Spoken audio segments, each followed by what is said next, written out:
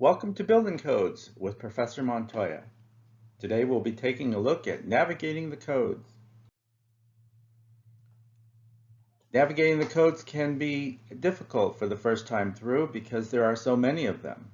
The IBC has produced many different versions of itself, all pertaining to a specialty. You could have the IBC may also refer you to International Fire Code, Mechanical Code, Plumbing Code, Electrical Code, and so forth. Many different versions exist, all under the umbrella of the International Building Code. And what are our objectives for this slideshow? We want to talk about reasons why the codes exist and how they form an integral part of the design criteria for every building project. The more you know about the code, the more it can become a tool for design rather than an impediment. Early understanding reduces the necessity for costly and time-consuming rework or awkward rationalizations to justify dubious code decisions late in the project documentation or even during construction. Let's step back in time a little bit for the fire code history.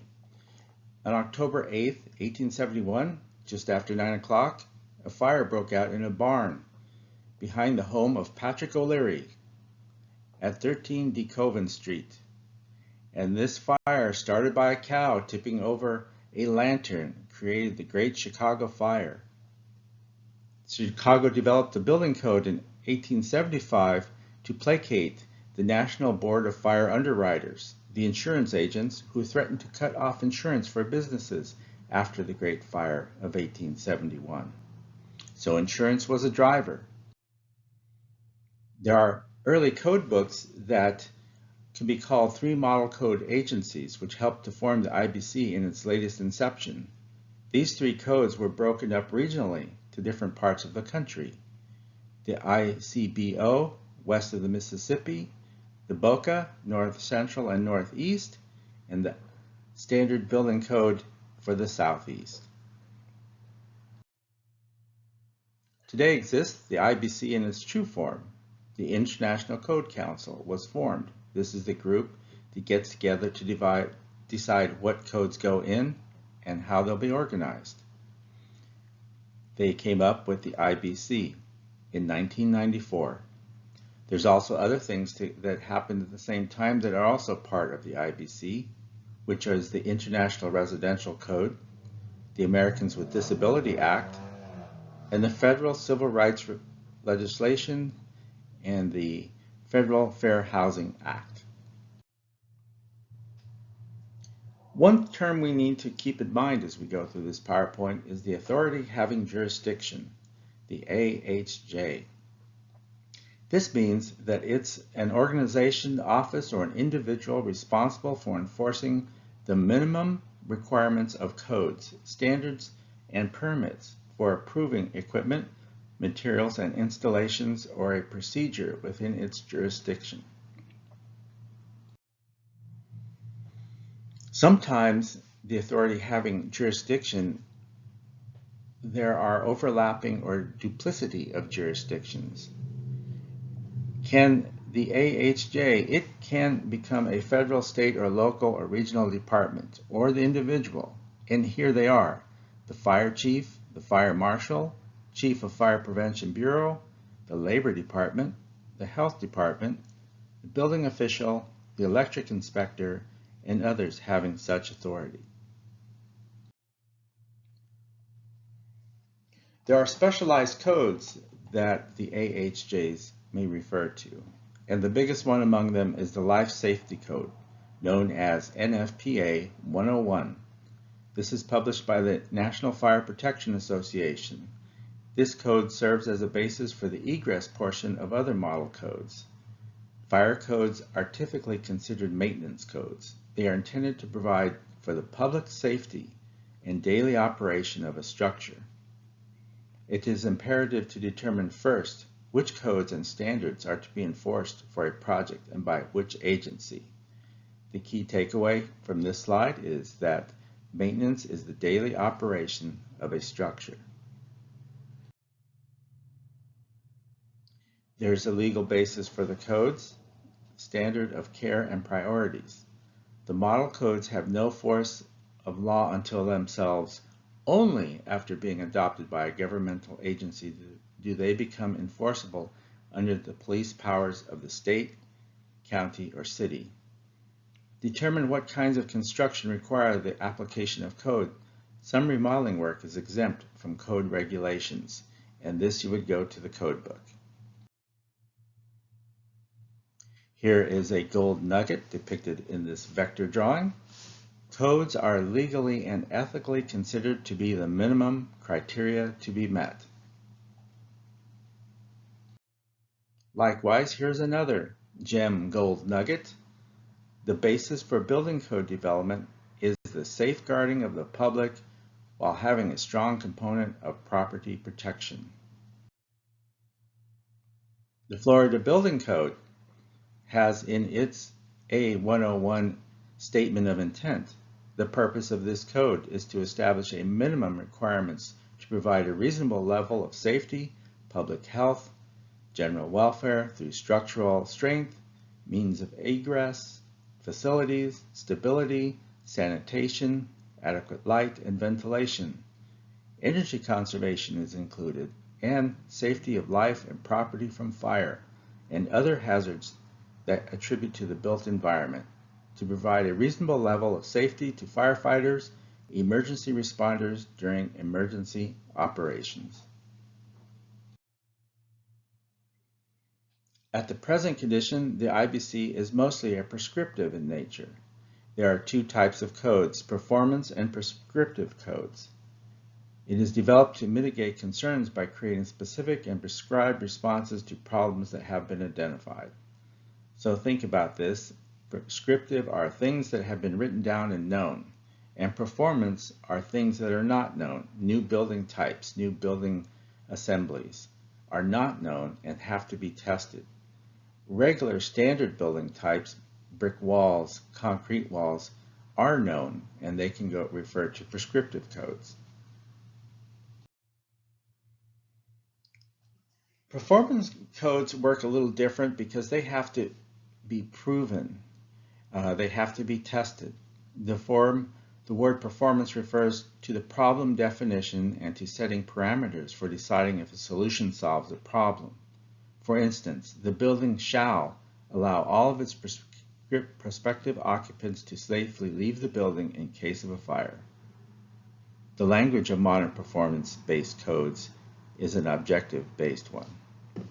When you see the word shall, that means that it's most likely a law, and it has to have that. 2, navigating the code. There's intent plus interpretation make the code. The key word to remember about how all building codes are developed and how they work is the intent. The intent of the author of a building code section is to solve a specific design problem with prescriptive words. Designers also have intent as they are trying to achieve certain functional or formal goals in design of a building. Designers should measure their own intent for the design against the interpretations of the intent of the code. When examined together, the intent of the code and that of the design solution should be concurrent. It's the responsibility for understanding, applying, and fulfilling requirements of the code always rests with the design professional. It is again this intent and interpretation. Each section of the code was developed to solve a certain problem. Sections are organized into chapters based upon common themes, but usually are developed in isolation from one another with little attention to continuity of the whole document. Code language usually arises from a specific issue the code writer wishes to address based on the experience of a construction life safety issue. The writer then makes the requirements general so they apply to more typical conditions that the specific instance than the general generated the concern. Intent and interpretation again. The intent of the code is a critical idea to understand. Why is a much more important question than what when you are puzzled by the actual language of the code passage. Incidentally, do not try to memorize passages from the code, but rather learn the organization of the code. Alternative means and methods. 3 types of ways of enclosing the steel column is shown. The alternative is to be approved when the proposed design is satisfactory and complies with the intent of the provisions of the code, that the material, method, or work offered is, for the purpose of the intent, at least the equivalent of that prescribed in the code in quality, strength, effectiveness, fire resistance, durability, and safety. What does this mean in this illustration? If you look at the top, you will find that that section of steel was covered originally with foam, but there are 2 other methods.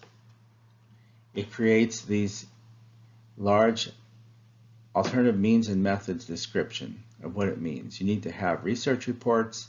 It has to have tests. It has to show what kind of materials will be used to make this replacement. The code interpretations, 2 ways of looking at it. Designers and the code officials approach interpretations from quite different perspectives. The designer is trying to make his design solution compliant with the code while satisfying the project requirements. That eyeball is the designer, and he's looking at his plan and the theories, and he's looking at the code to try to come up with a solution. Some solutions are more difficult than others.